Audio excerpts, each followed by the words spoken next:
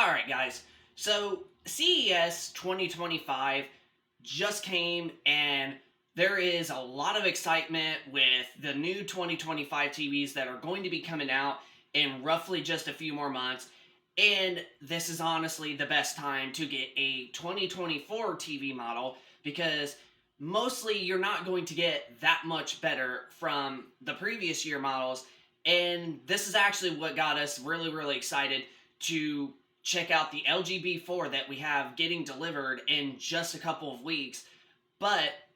in about 3 more weeks from right now, we are going to be out of this house, and you're going to completely see a new house, a new background, new location that we are going to be living in. And that is when we're going to get the LGB4 to review it, and then we're going to get the Samsung S90D QD-OLED also just a little bit after, like I mentioned on the previous video, like sometime in either March or probably April, depending on how we get the LGB4 paid off. But I just wanted to share this video with you guys real quick, and because I still have a phone that I can actually able to record, I figured, maybe it'd be nice to make one, maybe possibly two more videos like this of like showing this location, but also just to share you guys how excited that I am of getting the LGB4 in the Samsung S90D OLEDs. Like, OLED is just honestly the top dog. I mean, you cannot go better than what an OLED offers. Now, there's a lot of people that have been worried about burn-in, and that's still technically to be expected from an OLED, but over the last few years, burn-in has been starting to get very minimum, and the only way to get burn-in on an OLED is if you absolutely try your hardest to like leave the TV on like a news channel or some TV show that's got a static element at the bottom, and if you're leaving it on for like 8 hours to 10 hours each day of the week or 24/7, then you're going to start getting burn-in probably within the first 1 to maybe 2 years. But if you're somebody that's a casual person, or you are a hardcore gamer or a casual gamer or whatever, and you play like anything from like 4 to 5 games or more, and you watch different types of TV shows and you always turn your TV off, then an OLED is going to last you a very long time because you won't have to worry about any signs of burn-in whatsoever coming to the TV. So you will definitely be just okay to get an OLED. And if you are able to do that, then I definitely recommend getting an OLED. But I recommend getting a Samsung QD OLED because honestly, with colors and just the brightness that you get, it's going to blow you away a little bit more than what an LG OLED does offer. But LG's OLEDs are starting to get brighter too, and honestly, the LGB4 OLED that we have coming in just a couple of weeks, it's actually supposed to be not super dim, it's not super bright, but it's supposed to have like decent brightness overall, and I'm definitely excited to see if it's still somewhat brighter than our LG C1, because we have a C1 and we have also a C3, as well as the Samsung S95B and the S90C, and these, like I mentioned, are probably going to be our last two TVs and such. And I know I've said that multiple times on quite a few different videos, but our last TV that we have not reviewed or bought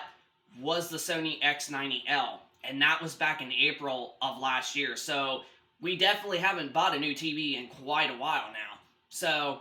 honestly, we want to get these two OLEDs so that way if we get problems or something just occurs with the current OLEDs that we have, because once we get moved into our new house, the C1 is going to be our main living room TV, and the S95B is going to remain our main gaming room TV. And then we'll have the S90C and LG C3, as well as the B4 and S90D if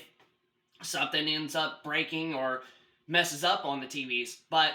with all that being said, with CES 2025 and hearing about the new technology from Samsung and LG's displays and seeing it off Facebook newsfeed, it's actually got us a little bit more excited now of getting the LGB4 and the Samsung S90D, because honestly, I like to see how good those TVs last year were, because honestly, the LGB4 doesn't show much of a difference between the C4 from what ratings.com has basically made a video on. You're better off to just save the couple $100 and get a B4, because honestly, the C4 with its slightly extra brightness, well, if you're a gamer like us that we love to do, the brightness is going to get taken down on the C4, whereas on the B4, you can maintain it. So I feel like the B4 is definitely the smarter option, even though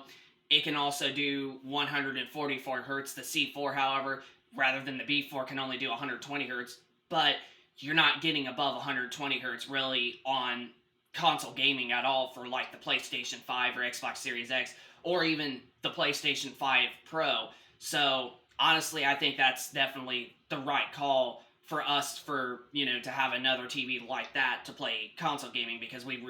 really just play console gaming, not PC gaming. I know I kind of like screwed up there for like mumbling, but you get the idea. But just wanted to make this a really quick video for you guys, because this, and we might do 1 or 2 other videos like this before we get fully moved out, but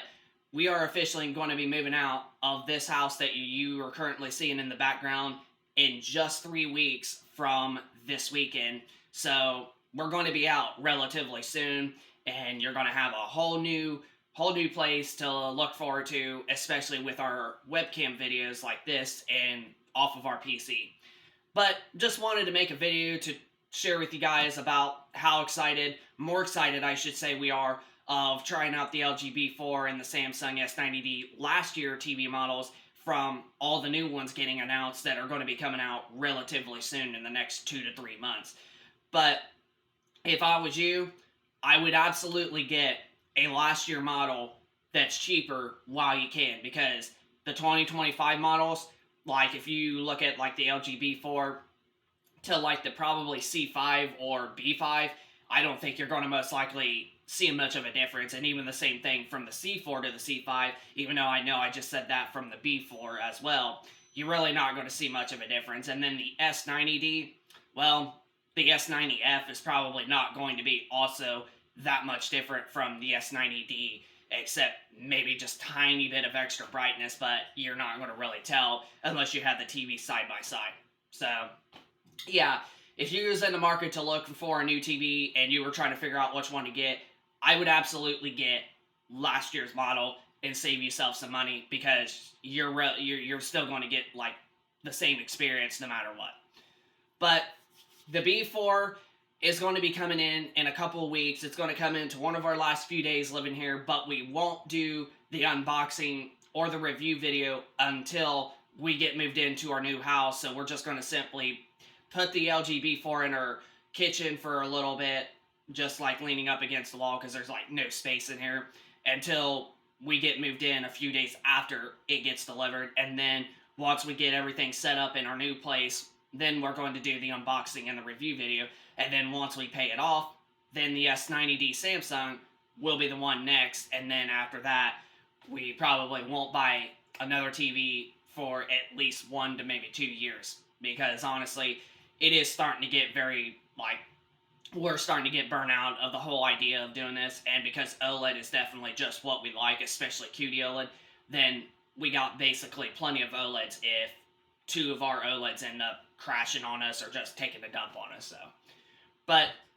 that's going to pretty much do it for this tech and gaming reviews video. So hope you enjoyed this video. If you could, smack the like button,